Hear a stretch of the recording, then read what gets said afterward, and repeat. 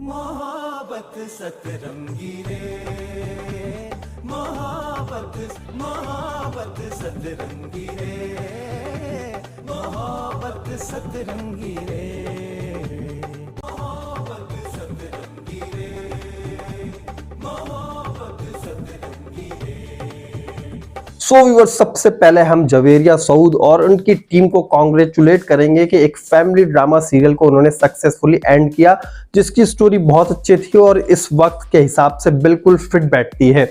और इस ड्रामे में क्या क्या मैसेजेस दिए गए हैं, इस ड्रामे के थ्रू लोगों को क्या सिखाया गया है, क्या बताया गया है, ये मैं अभी आपको डिटेल में नहीं बताऊंगा, क्योंकि इस पर मैंने एक कंप्लीट वीडियो बनाई है डिटेल में, जो कि आप जाकर मेरे डिस्क्रिप्शन से उसका लिंक देख सकते हैं और पॉसिबल है कि आपको यहां पर भी उसका लिंक नजर आ रहा हो। आज हम बात करेंगे कि जो लास्ट एपिसोड दिखाई गई है वो कैसी होनी चाहिए थी, लोगों ने क्या क्या एक्सपेक्टेशंस जोड़ रखी थी कि लास्ट एपिसोड को कैसा होना चाहिए, लोगों ने क्या कुछ सोचा हुआ था कि कौन से कैरेक्टर से क्या काम लिया जाएगा।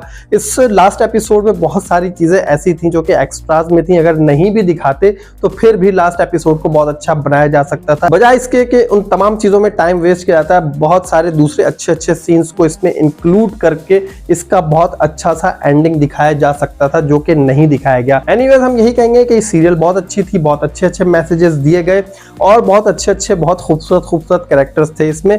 कुछ चीजें ऐसी होती हैं कि जिन्हें हम बहुत अच्छी चीजों के साथ एक्सेप्ट भी कर रहे थे, जो कि हमने इस ड्रामे में किया।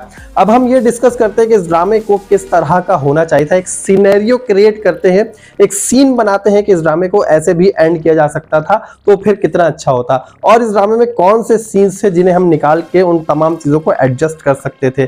पहले मैं आपको ये बताता हूं कि इसमें एक्स्ट्रा जो सीन थे वो कौन से थे जिन्हें हम निकाल देते और वो टाइम जो है हम दूसरे सीन्स में लगा सकते थे। लास्ट एपिसोड में जो सोनिया का सीन दिखाया गया, उल्फत का और राहत का और उसके भाई का, उनके सीन्स को जो है थोड़ा सा मुख्तसर किया जा सकता था और उसकी जगह पर दूसरे सीन्स को एडजस्ट किया जा सकता था।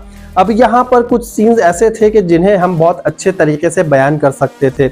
अब मैं आपको सिनेरियो बता रहा हूँ, जरा एक इमेजिन कीजिएगा कि अभी आपके सामने ड्रामा चल रहा है और क्या कुछ होने जा रहा है। अब होता कुछ यूं कि अजीम आता और आकर यहाँ पर अम्मा भी और अब्बा मियाँ को ढूंढ रहा होता और अपने भाइयों को बुलाकर एक मीटिंग करता, बहुत धमाकेदार तरीके से, बहुत धुआंधार तरीके से कहता कि आखिर ऐसा क्या हुआ था, ऐसी क्या मुसीबत आ गई थी जो अब्बा मियाँ और अम्मा भी घर छोड़कर चले गए और उन्हें किसी ने रोका क्यों नहीं, और आप लोगों ने इतनी नेग्लिजेंसी दिखाई कि आप लोगों को पता तक नहीं है कि इस वक्त वो कहाँ हैं। ये सारी बातें करता और करने के बाद फिर ये पूछता कि आखिर मुझे बताएं क्या वजह हुई थी। यहाँ पर फिर जो है साबिर भाई बताते कि राशिदा के साथ कुछ मामला हो गए थे, राशिदा ने अम्मा बी के कंगन बेच दिए, अम्मा बी के साथ कुछ ऐसा हुआ, मैं देख रहा था लेकिन मैंने राशिदा को बहुत समझाया, राशिदा को बात समझ में नहीं आई।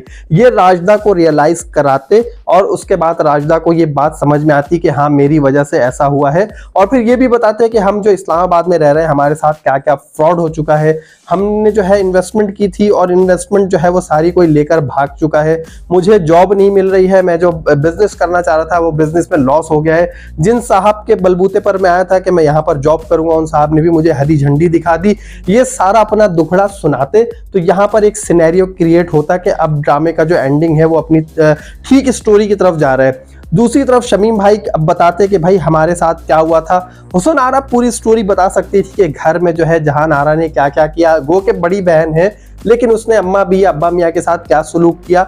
ये जो दोनों बहुएं हैं, इन दोनों बहुओं के बारे में डिटेल में बताया जाता।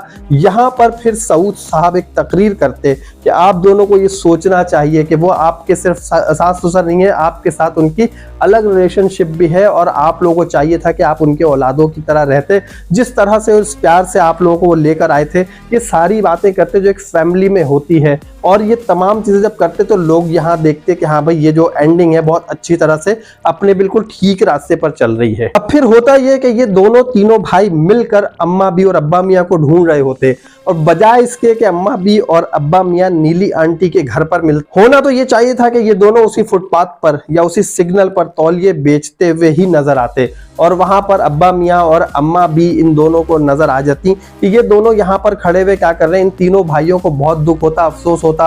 वहां पर हुसन आरा भी साथ होती और जाकर गले लगा लेती अम्मा बी को।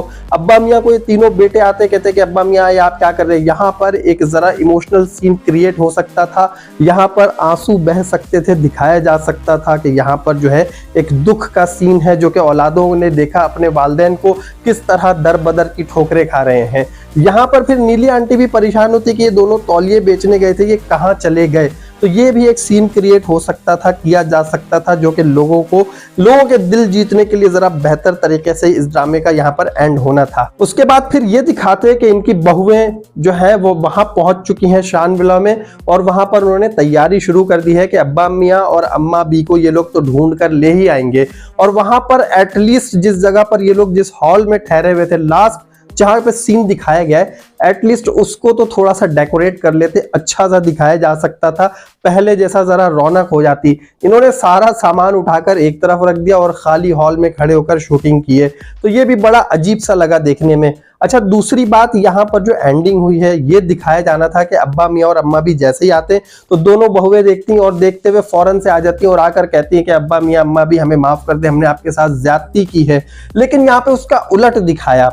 यहाँ पे एक सीन और इतने बेवकूफी वाला दिखाया गया जो कि आप लोग भी सुनेंगे तो आप भी कहेंगे कि हाँ बिल्कुल ठीक बात है।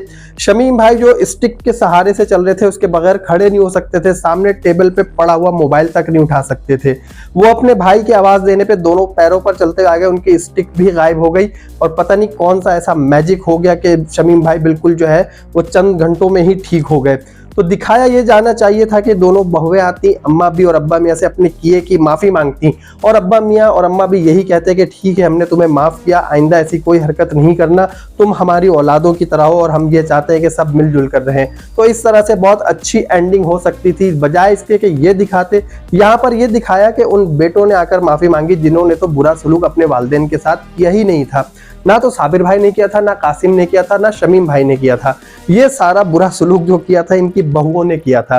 अब बहुओं ने ही तो माफी नहीं मांगी, बेटों ने उल्टा माफी मांग ली। तो यहाँ पर ये भी एक सीन जो है इस ड्रामे की यहाँ पर थोड़ी सी वीकनेस शो हो रही है कि ड्रामे की जो एंडिंग है वो बहुत ज्यादा मजेदार नहीं हो पाई। एटलीस्ट इतना तो दिखा सकते थे कि साबिर भाई और शमीम भाई ये रियलाइज करते कि उनकी बेगमात ने बड़ा गलत किया है और अपनी बेगमों को वो डांटते हुए नजर आते और ये कहते हुए नजर आते कि तुमने हमारे वालिदैन के साथ क्या किया जो इस तरह वो परेशान होकर चले गए। हमारी जिंदगी में अब तुम्हारी कोई जगह नहीं बचेगी अगर हमारे वालिदैन नहीं मिलेंगे। एक बड़ा इमोशनल सीन हो सकता था इस रिलेशनशिप में भी, जहां पर इन औरतों को यह एहसास होना चाहिए था कि इन्होंने गलत किया है। बट यहाँ पर इन्होंने तो कोई माफी ही नहीं मांगी। माफी तो वो बेचारे मांग रहे थे जिन्होंने कुछ किया ही नहीं था। तो इस ड्रामे का जो एंडिंग है वो ऐसा होना चाहिए था। अगर ऐसा होता तो मेरे ख्याल से बहुत हैप्पी एंडिंग होती और तमाम लोगों को जो है ना ये स्टोरी दिल को लगती। आप लोगों को याद होगा कि हुमा मलिक जो कि मलिक साहब की बेगम है, आयान और अरमान की जो माँ है, उनको दिखाया था कि सजा के तौर पे बाहर निकाल दिया था घर से। तो वो एक स्टोरी अच्छी लगी थी कि किसी को सबक देने के लिए या किसी को रियलाइज कराने के लिए कि आपने किसी के लिए गलत किया है, बुरा किया है। उसको सजा मिली तो बात समझ में आई, उसने माफी मांगी और उसके बाद उसका सीन बहुत अच्छा दिखाया। लेकिन इस फैमिली का जो कि पूरा एक सेंट्रल यहाँ पर पूरा रोल प्ले कर रहे थे, इनको इस तरह से माफी मांगते हुए या लोगों को आपस में घुलते मिलते हुए नहीं दिखाया गया, जो कि स्टोरी की यहाँ पर वीकनेस बनती है। आप लोग क्या कहते हैं इस हवाले से, आप लोग कमेंट करके जरूर बताएं। एक सीन यहाँ पर मिसिंग है जो कि अगर आप लोगों ने नोट किया हो या नहीं किया हो, आयान के लिए इतनी तैयारी की गई थी उनके घर में मलिक साहब ने और जो उनके बाकी फैमिली मेंबर्स हैं उन लोगों ने बहुत ज्यादा तैयारी की थी कि उनको हम यहाँ पर रिसेप्शन देंगे। ये समझ लीजिए बहुत अच्छे अच्छे खाने बनाए गए थे, डेकोरेट किया गया था, बट वो दिखाया ही नहीं कि उनको किस तरह से उनका वेलकम किया गया है। वो भी दिखाना चाहिए था, वो भी एक जरूरी सीन था जो कि नहीं दिखाया गया। अब ये बताएं कि ये जो मेरी स्टोरी है, आप लोगों को ये लास्ट एपिसोड की स्टोरी कैसी लगी, ये कमेंट करके बताएं। वीडियो अच्छी लगी है तो लाइक कीजिएगा। चैनल को मेरे जिन दोस्तों ने सब्सक्राइब नहीं किया है जल्दी से सब्सक्राइब कीजिए और मुझे इजाजत दीजिए। अल्लाह हाफिज।